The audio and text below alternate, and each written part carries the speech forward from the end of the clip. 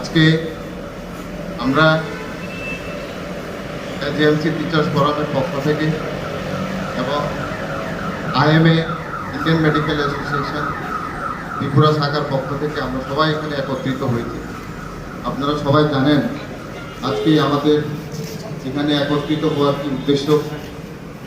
বিগত 9ই আগস্ট যে আরজেকর medical college হসপিটালে এই ধরনের একটা ন্যাক্কারজনক অপরিচিত ঘটনা সংঘটিত হয়েছিল, সেখানে আমাদের একজন প্রতিভাবান ডাক্তারি পড়ুয়া ছাত্রীর মৃত্যু সাথে তো আমাদের সমাজেরই একটা অংশ।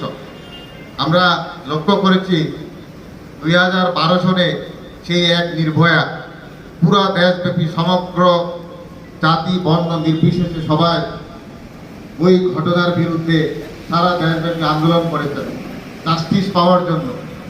যে যিনি ঘটনার শিকার হয়েছেন তিনি যাতে এক ধরনের আক্রমণ তো সমাজের সকল স্তরের জনগণকে রুখে দাঁড়াতে না হন, তাহলে কোথায় গিয়ে সুরক্ষিত হবে।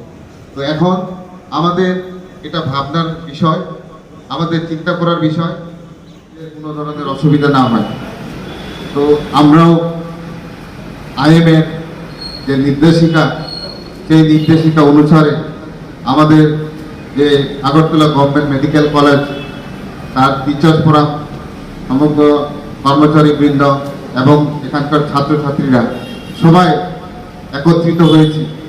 কারণ আর কতটুকু আমাদের এখনই সময় এসছে যে প্রতিবাদ করা, যাতে এই ধরনের ন্যাক্কারজনক ঘটনা ভবিষ্যতে আর কোনোদিন সংঘটিত না হয়।